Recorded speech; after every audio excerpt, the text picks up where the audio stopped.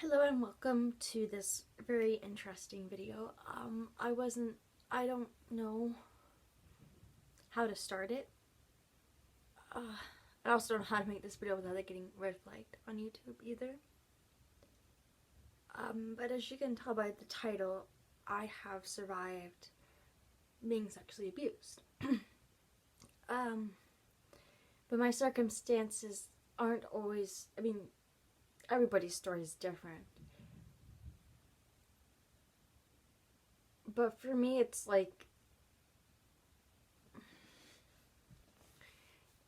always been a bit weirder. Because for starters, I was sexually abused by a female. And the other thing, she was going into grade 9 in the fall. So she was a minor. She was 14 as well. Which for a lot of people, it's very hard to understand how a 14-year-old could hurt a 4-year-old. And it's something that I've had to sort of tell myself to stop questioning. Right? Because you do wonder. You wonder if somebody hurt her to make her do this to you. If she was born that way. It's all very confusing things.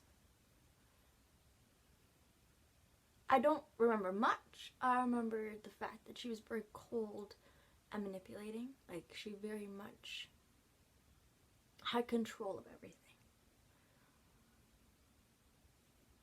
Which now for me,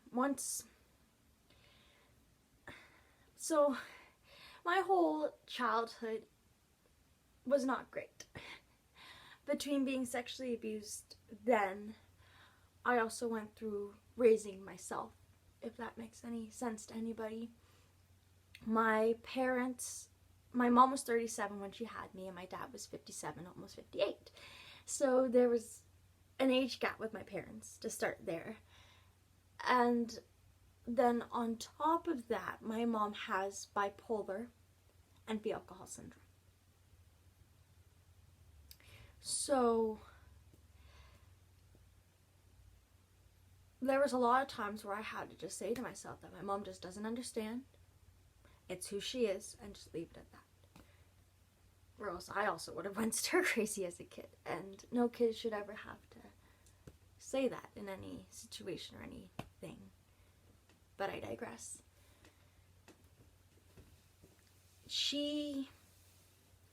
They've moved in next door to us in this winter of 2003, January of 2004.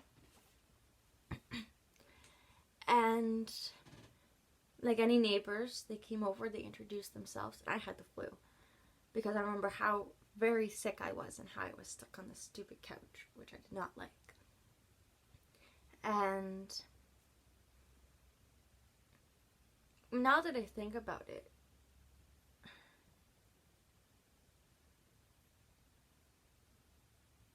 she was one of those people where you just looked at her, you just kind of knew something was off. And even before the abuse started happening, I would go over to her house, or she would come over, and there was just something wasn't right. Even at 3, almost 4, I could tell. But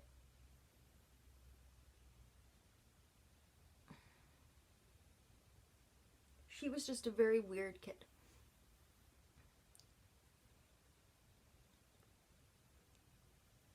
The abuse started, I would say, probably mid-February to late February, I would think, going into March, because there was still snow. Because I have one distinct memory of her building a snow bunny, and her calling it the priest, and her marrying herself to me. Which at my age, I was like, what's going on here? I'm walking down here, I'm saying this, You're kissing me. It was a lot to take in because I didn't understand at all what was going on. And it was after that the abuse started.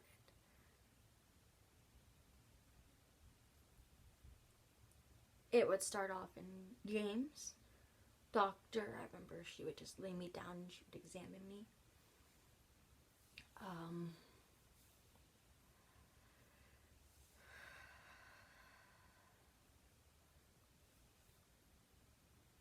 She would make me touch her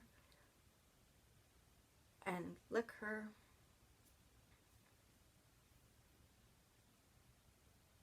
And she would call me her little wife,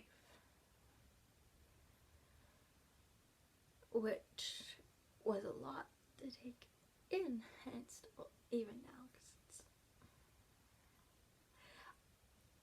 it's something I've blacked out for years. I'm very much a trooper in which I go, chink, nothing's wrong, and off I go. And that's what I did with this. And it's been a very long road to recovering.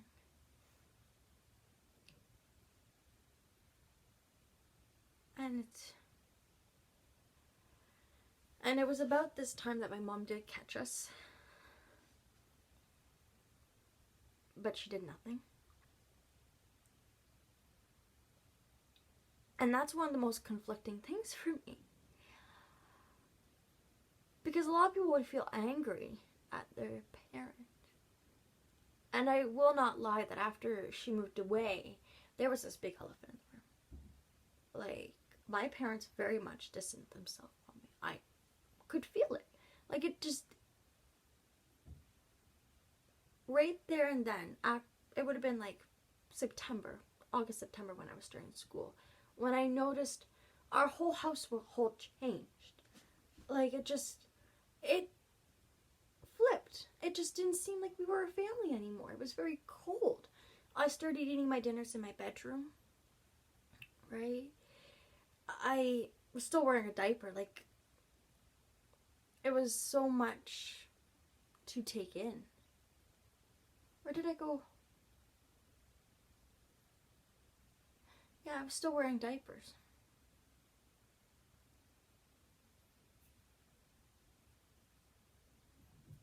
Because I did not like wearing dresses, because I did not have to wear diapers or underwear. I remember that now. But right, I was almost going into grade 1 when I literally said to myself, Renee, you are a humiliation to your class. Right? You can't even use the toilet. So you must physically teach yourself. If you feel the urge, do not go in your pants. You must go into that bathroom. I literally had to talk that into my head at 6 years old. That was my normal.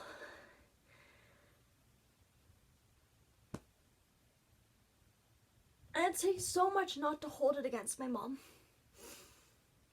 Because I know that my mom is different. I know that my mom has the alcohol syndrome. I know that she has bipolar. Like, I know that she processes things at a different rate. And I don't think anybody ever explained to her what motherhood was. I know nobody knows what motherhood is. But nobody could even sit down and tell her, well, Renee's approaching this age, Carol. Expect this. You'll need to do that. Nobody did that for my mom. Not even my dad. Like, my dad was pretty much under the impression that everything was okay. And he did know about the abuse. He did. Because around my birthday, I wanted to take him a balloon. A balloon. And my dad refused. He was like, no, Renee, you must not. You cannot take the balloon. And I said, why? Why can't I take that balloon, Daddy? And he just said, Renee, go to your room. My dad was from Quebec, so once the French accent came out, that was it. I needed to stop what I was doing or I was going to get a spanking. So off to my room I went.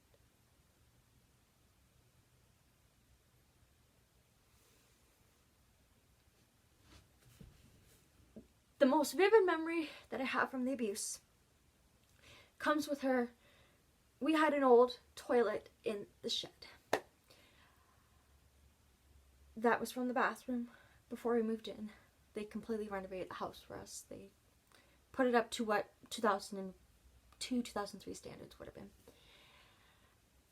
And she defecated in that toilet. There was no water or anything. Closed the lid and brought me over to her place. And we had a shower together. Scorching hot water. So fucking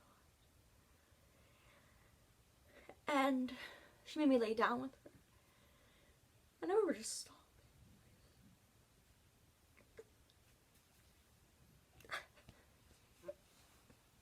I was just sobbing. I just didn't understand what was going on. I was in so much pain and I was just so confused. And she just kept telling me that there was monsters outside.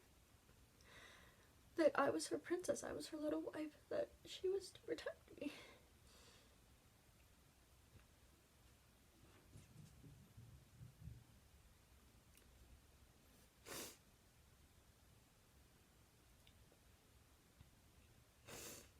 It was right around that time that she invited me over. It would have been about mid to late June going into July. Because she was done school. Because I also have one memory of I was getting done. I was fed up. Right? I was like, this is not right. And I literally said, I don't want to see you anymore. My mom. And even my mom finally said to me that it was not right that I was hanging out with her.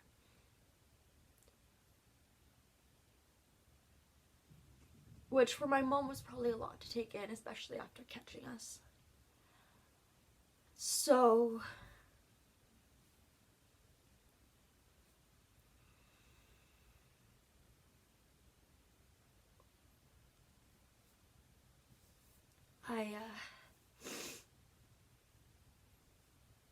I said to her that I don't want to see you anymore. I don't want to hang out. And the most coldest look came across her face. Like, what? No. Or like, I own you almost type look. And I remember her saying, I will stick my brothers on you. And I remember that night, I did not sleep. Because I was so terrified they were going to break into the house and rape me. She had twin brothers. And so, yeah.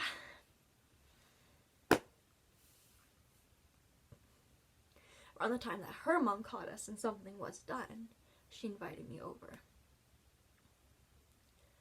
And they had a whole bunch of drywall in the garage. And so she hid me behind there and she started doing her thing. And I remember her mom screaming her name, that the phone was ringing for her. And I remember her saying, put your clothes on as quickly as you can. And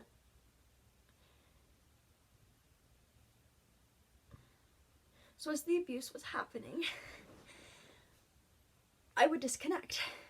So when she was telling me to do this, my brain was trying to be like, okay, it's done, Renee. You must come back out of this. You must come out of this trance that you have put yourself in to protect yourself. And I didn't in enough time, so her mom came in, which is not my fault. It's not my fault at all. My body was just doing what it needed to do to protect myself.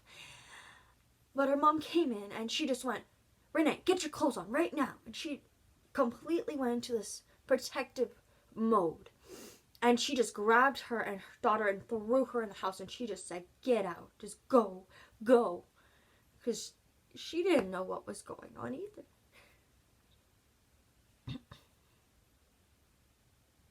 Because you try, as a mother of a 14-year-old girl, to comprehend catching her sexually abusing a 4-year-old girl. Right? Like, I bet she felt like a failure right there and then. That she failed her daughter. She failed me. Right? Like, I remember I left my shoes there because I walked home barefoot because I was so numb. I didn't know what was happening. They moved away within about maybe a month and I started school in the fall, which was absolute hell. Absolute fucking hell. Let me tell you. I was the most antisocial child. I did not want to talk to anybody. I did not want to speak. which is very understandable because of what happened to me. And even in grade 1, like I found back my grade 1 report card. I remember my grade 1 teacher. And I don't think I can thank my teachers enough. From kindergarten to when I graduated high school. Even though I was the most stuck up, annoying kid, that probably drove a lot of them nuts. Because I didn't do my work a lot of the times. I was stubborn. I really hated school, but I loved it at the same time because it was an escape for me from a lot of my things that happened to me. And a lot of my teachers helped me find a lot of my gifts and things in my life. But she wrote how proud she was of me, of how I integrated with the kids. And that meant a lot to me. I raised myself. I had little to no parental guidance. So my report cards were my salvation. They told me what I was doing right, what I was doing wrong. And yeah, they made me feel good.